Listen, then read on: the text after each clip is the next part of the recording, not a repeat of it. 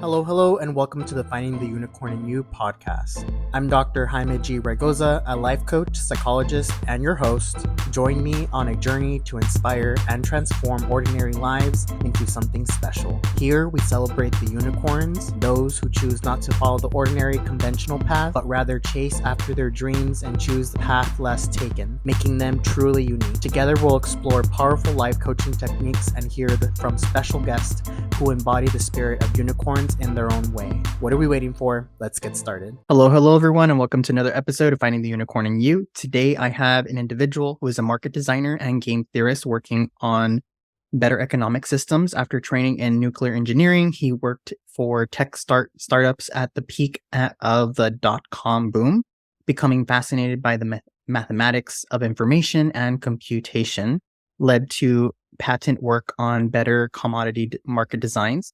I'll let him talk a little bit more about this. And so without further ado, welcome Mr. Noah Healy. Thanks for having me here, Jaime. All right. So market design and game theory. So can you tell us a little bit about that for guests that may not be familiar with that? Absolutely. So game theory is actually the mathematics of strategy. So it intriguingly is less about tactics than people usually expect. So lots of people think that game theory would make you better at, say, checkers or chess. Unfortunately, those are tactically deep games. And so the way that we think about games and game theory is a set of strategies and what mixture of those you should pursue. So a simple game like rock, paper, scissors has three pure strategies: throw rock, throw paper, throw scissors. And what game theory tells you is you should come up with some random process that comes up with a number between 1 and 3 and assign each of those numbers to each of those outcomes. And depending on what number it comes up with, do the corresponding outcome. And if you pursue that strategy, then no matter what your opponent's doing, you'll get the best, you'll get this steady out. They can't do anything to make your outcome worse. But if you're going to try that in a game like checkers, the pure strategies are I move my fourth to the right, or I move it to the left, or the third to the right, or to the left, and then they do something, and I respond, and then it'd be an entire game, and every entire game, and in those sorts of situations, game theory, once you got around to enumerating all of them, would tell you, yeah, don't make that move that guarantees you lose. Make one of those moves that you win or you draw instead. So it's less valuable tactically, more valuable strategically. Where this comes in is that in marketplaces, you have this combination of competition and cooperation, where there's people who produce things that need sales, and there's people that want those things that need supply. And there's people that aren't either of those people necessarily, but know things about the conditions and the future and so on. And so these three groups all have a common interest in sales happening, but they all have different interests in what they would like to get out of those sales. And so figuring out how to link these things together it's a little bit like the architects that figured out that you could take columns and lean them on each other and get arches, and then you could build much more interesting buildings. With game theory, we can take these interests and restrict what people are allowed to do in ways that make what they actually want to do even more valuable for them. That's very interesting. So it's a little bit more of a mathematical and statistical approach to solving a problem. Yeah, the tools that exist today with computers and being able to turn problems into math problems and then find new solutions for them are complete game changers. A totally different zone. I was just reading a paper that Google's DeepMind group dropped. They built a special purpose AI to work out chemically stable crystalline structures. And so point out that over the first 5 or 6 millennia of human beings developing concrete and ironworking and so on, science discovered 20,000 crystalline structures. And then over the last 50-ish years with computers and research chemistry labs and stuff, we got that number up to 50,000.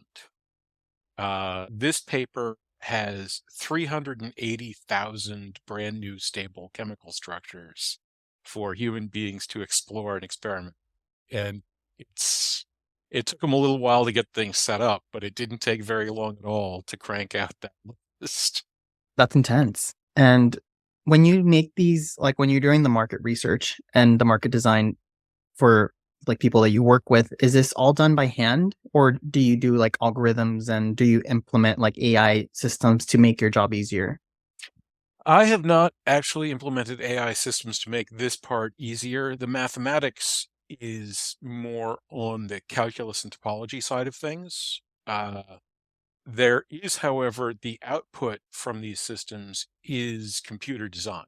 And so at the end of the day, you wind up writing some code that does whatever the support things. So, for example, that patent work that is my redesign for commodity markets, I've got about 500 lines of about 300 lines of which are the actual design, and that's the output. So computer code is the output of this design philosophy rather than an input right now. Okay. And if for someone who wants to get into this field but don't know how, or maybe feel intimidated because some of the words that we're mentioning right now, you're like, whoa, that sounds intense. What do you recommend they do to kind of get started, at least their feet wet? Books and articles online. There are pretty decent game theory books out there with all of cutting edge math.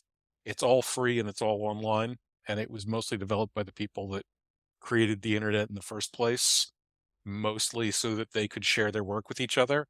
The internet is still, in spite of us moving to more and more of sharing each other's lives online and stuff, it's still pretty easy to find all the core papers on computational mathematics and chaos, game theory, dynamic systems, and so on. And there really is no substitute for getting stuck in. So you can just start reading. And when you read a paper, it will have references to things and words you don't understand. And when you look up those words, more papers will come up. And you just keep going until you have a handle on what's going on. And it takes a while. That's amazing. And for somebody who may be interested in game theory, do they necessarily have to go into market design, or can this be applied in different industries? I am functionally unique in designing marketplaces. The markets that we currently use for essentially everything are about 800 years old. And historically, we do not ascribe them to an inventor. The classic story is that it was just a spontaneous accident in northern Italy, that the combination of coffee houses, chalkboards, and Italian culture caused the sort of bidding kit style of trading to come alive. So you definitely do not have to be engaged in this kind of thing. Game theory gives you tools to be able to structurally think of strategic situations which are very wide ranging. So anything from local political issues, if your church group or your PTA is trying to plan a set of incentives, game theory would give you a set of tools to deal with that, through if you want to discuss international conflict and so on. Again, game theory give you a handle on that. One of the little weird codicils, in fact, about game theory is that it was largely developed in the mid 20th century, and some of the people that were doing the work were under top secret structure because the US government actually commissioned these people to work out America's nuclear strategy. So when you go read game theories, it doesn't really matter because the proofs are well known, and the ones that are under lock and key are simple enough that you can actually work them out for yourself. But some of the foundational proofs are still classified to this day, and they're known as the folk theorems because it's folklore that they've been proved. You're not actually legally allowed to know that they're proved. That's a weird thing. It's just one of those deals. But game theory shows up in a wide variety of settings. One interesting other wrinkle, if you're familiar with A Simple Plan or Treasure of the Sierra Madre or any of a number of films that involve a group of three players attempting to split a large cash settlement and winding up all betraying each other and ending up with nothing. That's actually a known fact. The process of fair division under iteration for three players has no Nash equilibrium. So there's no strategy. There's a stable strategy to pursue when playing rock, paper, scissors. But in a three-sided system, there isn't a stable version of that anymore because any person can improve their position by offering one of the other people a better deal. So if you, me, and Joe over here have $1 million to split and we decide even Stevens, either one of us can go to Joe and say, hey, what if we cut that guy out and we just split even Stevens between us? And then once you're on the bottom of that deal, you can offer Joe or the person that just betrayed you anything at all. I'll take $1 and you can have, and then we cut. And so that becomes in sort of infinitely swirling pool. So anywhere from developing new ideas for stories and novels to running the planet is within the ambit of game theory. Yeah, that's very interesting. And I'm just thinking in the sense of like conflict resolution when there is a trifecta of individuals, or there is like a system where there's checks and balances, but there's a 3-point check and balance system. I can see this not working out to the best of the ability due to this.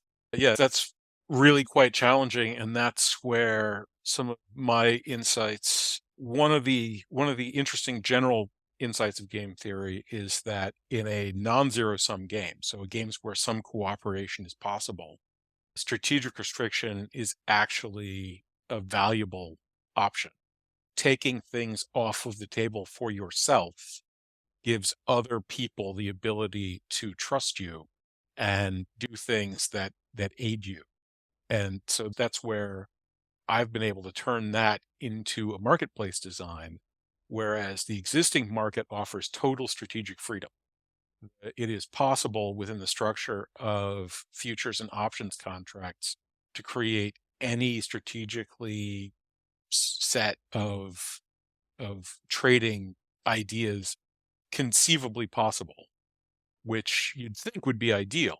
But as it turns out, it isn't ideal because it's even better to be able to trust the marketplace, which, since we actually now are using AIs to develop these things, it's no longer possible for retail traders, and in some cases, even the professional insiders, to trust the marketplace anymore because everybody's fighting against the Terminator, basically. And it's necessary to restrict behaviors that cause global harm. And that by doing so, we create markets. I've created this marketplace that will function better. That makes sense. And I do think that as technology improves, it does make it a little bit more complicated and there's more players or more tools added in the game where you're going to. Yeah, this is a hallmark of the industrial era as well. War had become a relatively restricted activity that professional armies were engaged in, and professional armies would have even knights on horseback. But once you can hand a guy a gun and train him in a few weeks to be at nearish the peak of human danger levels, then suddenly being able to get every guy in your country in a uniform pointing their guns in the right direction becomes a super viable option. And so war changes. The power of the internet dwarfs that kind of power. And so we're looking at situations where, random human beings blow up on TikTok and suddenly have 20 million followers. That's not the kind of thing that our society is built for. I agree. And it does throw things out of the loop. I am curious about one thing. I'm curious about what you think, how game theory gets applied into this. Simon Sinek talked about in one of his books about there's finite situations and infinite situations for certain games that we enter. For example, a finite game would be, like you said, something short term that you actually have a winner and a loser, such as rock, paper, scissors, versus an infinite game would be like a business or a marriage. You can't really win a marriage or win a business. You can go ups and downs, but there's no real winner or loser in those situations. How would you say game theory could be applied to either finite or infinite situations? Sure. Actually, there's a thing called iterated game theory, and that's where you're going to be playing a situation over and over again. So, for example, a marriage, one of the sort of simple games, and this is something that in theory AI could help us with, just like it helped us with the crystals. We have described a set of small scenarios with small numbers of players making small numbers of choices and given them names to anchor them into people's heads and allow us to think about them. In theory, AI could scan the larger and more complicated situations, pick out the ones that are interesting, and put together little Aesop's fables for us to help us understand what's going on out there, but that hasn't happened yet. There's a game called Battle of the Sexes, and it's a two-player, two-choice game, and it's a cooperative game. The game's outcomes, the best outcomes of the games are the ones where the players agree with each other. But the trick is they don't agree on what they should agree on. Player one wants both players to pick option one, and player two wants both players to pick option two. And this is something that's known as a perverse or psychotic game. If both players are generous, so they both decide that they like the other person, they want to do what they want to do, they get the worst possible outcome. So the game is psychotic if doing what you want to do causes a bad outcome. If both players are generous, then they get the worst outcome. If they're both selfish, they do a little bit better than if they're generous, but they still get a bad outcome. It's only when one player is generous and the other one is selfish that they get a good outcome. And the player that's selfish gets the better of of that outcome situation. A marriage could be modeled as playing this game over and over and over again, because you and your wife, you and your spouse are not the same person, and you have different interests, but you want to be together more than you want to be apart. And so when those kinds of things come up, someone's got to win. And this is where strategic restriction is something that is an option. So one player could simply decide to lose everything. And by doing so, they'll never be doing the thing they want to do the most, but they'll always be there. Another option is that they could simply blanket refuse to exceed ever, in which case they'll always get their way because the other person prefers being with them than not being with them. And so will always take the choice to join them. Or the decision could be put into one of the two players' hands or some kind of coin flip one way or the other. The way my approach would model this is each of those decisions would be in, say, a computer program that would make them all randomly. But then either player could essentially pay the other player to flip any given decision back to themselves, and the cost of flipping a decision would continue to increment upwards. And eventually, if it's something that people really cared about, they'd have to pay enough to get the thing flipped in their direction to balance that out. For the unfair person is, I'm not doing what I want to be doing, but I'm being paid enough to bring it along. And that could be in money, or it could be in some sort of future decision tokens where you're basically negotiating, we're going to go to the family trip to your mom's house, but then we're the next 2 vacations are the kind I want. It's such an interesting way to think about it. And I feel like it makes it a little bit more fun because it's like more strategic in that sense, but you're also making something that a lot of people get into this, a lot of emotion, a lot of frustration versus, hey, this is pieces of the game. I'll give you this, you give me that. Let's meet halfway. I'll win this one and you win the next one, or whatnot. There's a. Are you familiar with Marcus Aurelius? No. So he was a Roman emperor, one of the most famous Stoics. He basically wrote his manual for life, and we're talking about a guy that went from just being a guy to running Rome at a time when it was still arguable that it existed. A pretty decent how-to manual, and he was a strong practicer and supporter of Stoicism, and that's more or less gamifying your life was his sort of advice. You do meditation and reflect on what you did every day and try to separate yourself from your actions so you think about effectiveness and how to do things. And so it's not so much you doing things, it's you figuring out how to steer this body that you have to create the effects that are your goals. And it's an odd and cold way to do things, but yeah, it can have that effect. And certainly in the case of Aurelius was remarkably effective. And I can see the pros and cons, because you can get too involved into it and then you become emotionless and you're more strategic, and people can call you like you're not sociable. Absolutely. Yes. It's you don't want to go too far with these things, but on the other hand, we have large scale systems that have a greater impact on our lives than our family does. Where you get your food and shelter and clothing and water from is these governmental and economic systems that you have virtually no insight into and almost no control over. And they're in a lot of trouble, actually. And having these sorts of tools to rethink about and reevaluate and restructure them in ways that give people the ability to actually acquire our basic needs is a valuable course of action. I agree. So what made you, or when did you first realize this is something I want to get into and learn more about? I'm a recreational mathematician. I pick up math because it's interesting to math, and I've been like this for quite some time. I haven't really sought it out as much over the course of my entire life. I let things come to me. But once I got a job programming computers, I decided to get serious about understanding. I had trained in nuclear engineering, so computer was my thing. And so I decided to get serious about understanding the computational mathematics.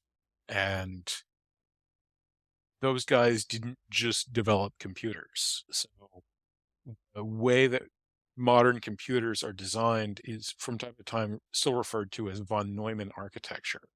John von Neumann was a polymath of the 20th century. And in addition to working at Los Alamos, he was the person that proposed the explosive, implosive bomb design, for example.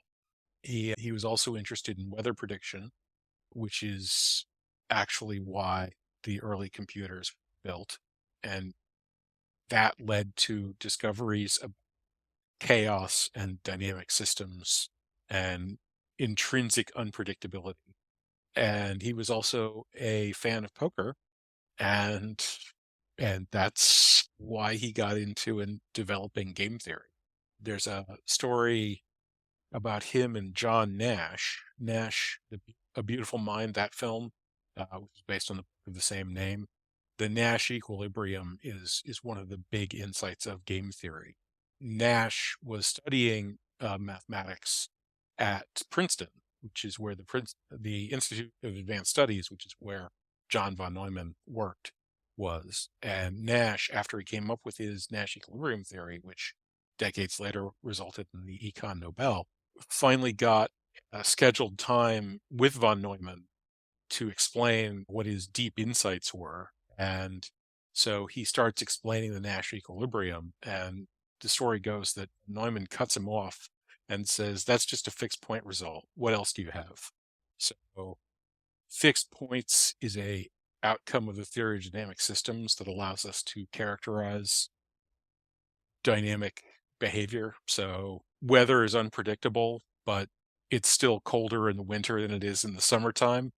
And so fixed point theorems give us the ability mathematically to describe what some of these poles and attractors in the system are going to look like so that we can have some sort of thing that we can apprehend on these very abstract ideas. And so von Neumann thought that Nash equilibriums were so obvious that they weren't even worth discussing, whereas the rest of us thought that they were worth a Nobel Prize. Very interesting. And you definitely have a lot of knowledge in like the make of this and how it started, which I'm very impressed because not many actually dive deep and learn about the history of the thing that they're in. I think what I've noticed is that most people get the surface layer of what recent studies have come out, but then you've like really dug deep to like the origins of it. So, in not to toot my own horn too much, the origins are pretty recent. Game theory is coming up on 100 years old. Computational mathematics is about 90 years old now. There's some ways that you can extend that a little bit further.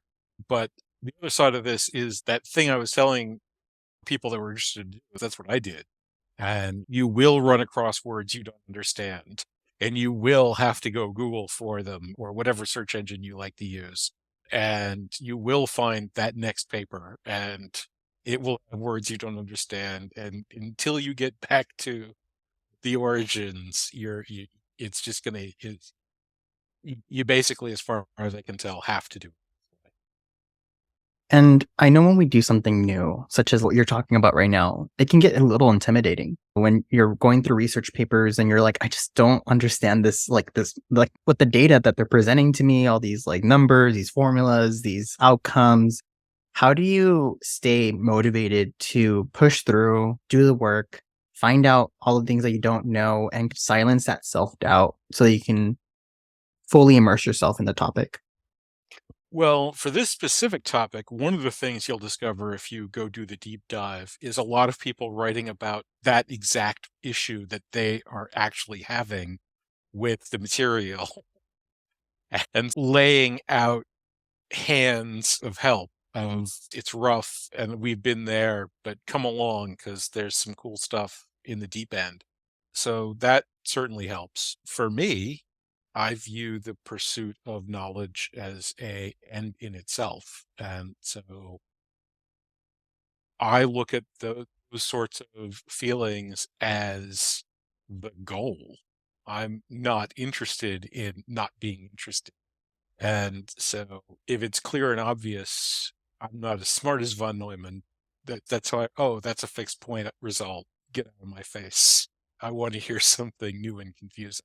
I like that. And you just have to stay interested and remind yourself, why am I even diving into this? And if this is something of point of interest, like you said, it helps to know more than less. Yeah, I remember a class discussion in 11th grade. We were talking how I can't remember. It was an English class. I think one of the characters was one of these sort of cold, logical persons that we were mentioning. I was pointing out that I can't see how knowledge could detract from an experience. The stars don't become less beautiful for understanding more about astrophysics, was the example I used then. And it's the example I'll use today. It doesn't hurt our imaginations to think the stars as distant suns or to have learned more about nucleogenesis. I like that. And I recently heard a quote. I forgot. I don't remember if I read it or if I saw it on a TikTok or TV. But I just remember that they said that when you learn something new and you go back to a previous experience or a previous something that you truly enjoy, you may look at it differently now that you've gained this extra knowledge. So it's never so even though you have certain fixed points of a journey or an experience and you're trying to solve a problem, if you learn something new, the more knowledge you add, it will add like another puzzle piece to the big grand scheme of things. So the more you gain, the easier life gets.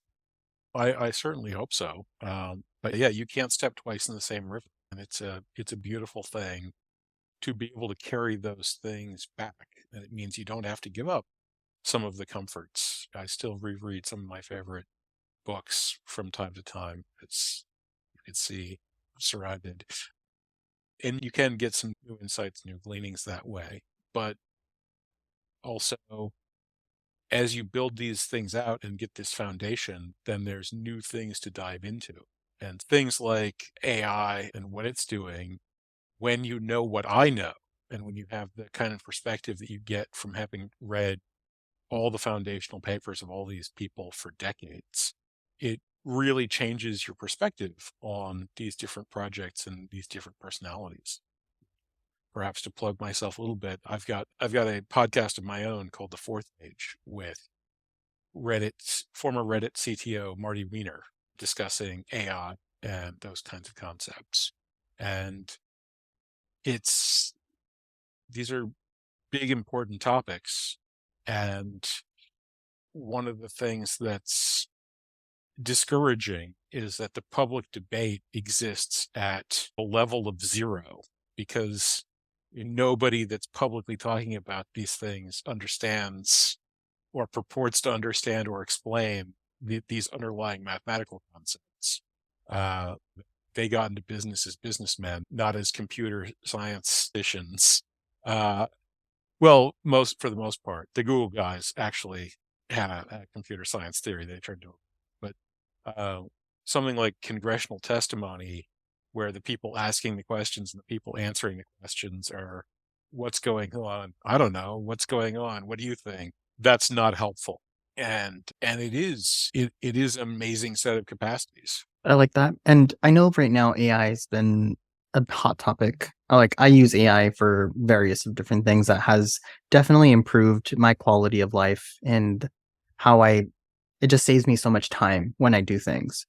What is your opinion on how people can implement, or a two-part question? One, what's your opinion in general about AI? And then two, what do you think about have people integrate AI to make their life easier? Is it a good thing or a bad thing or a dangerous thing?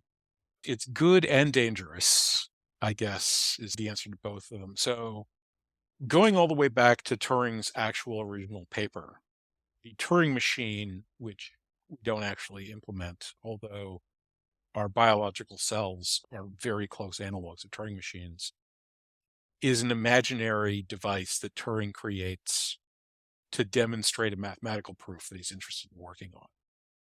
But the properties the device needs to have for his proof to work are infinite, or not actually infinite, because that wouldn't make the proof work.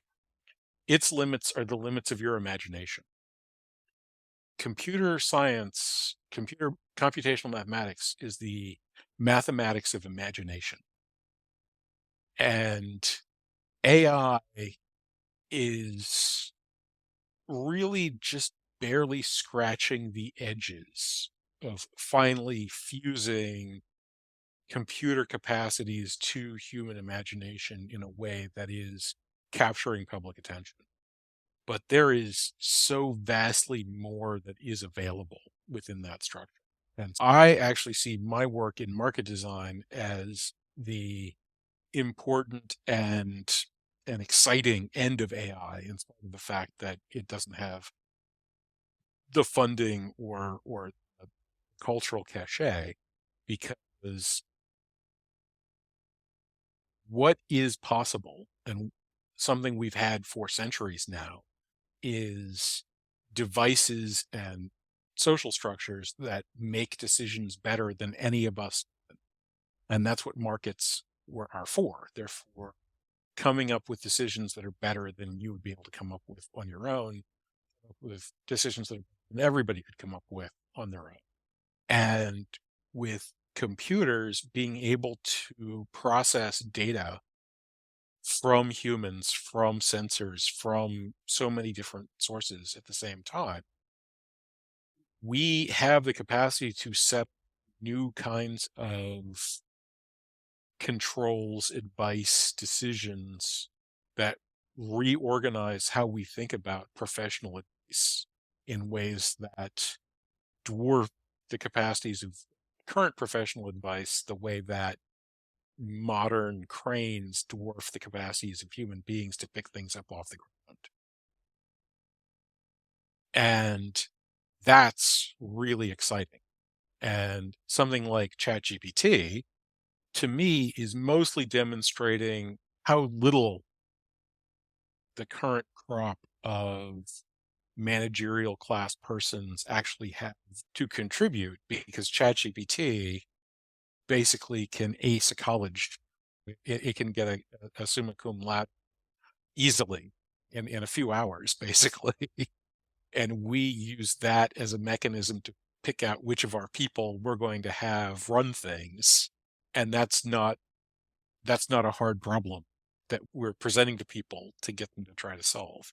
So there's other sorts of AI.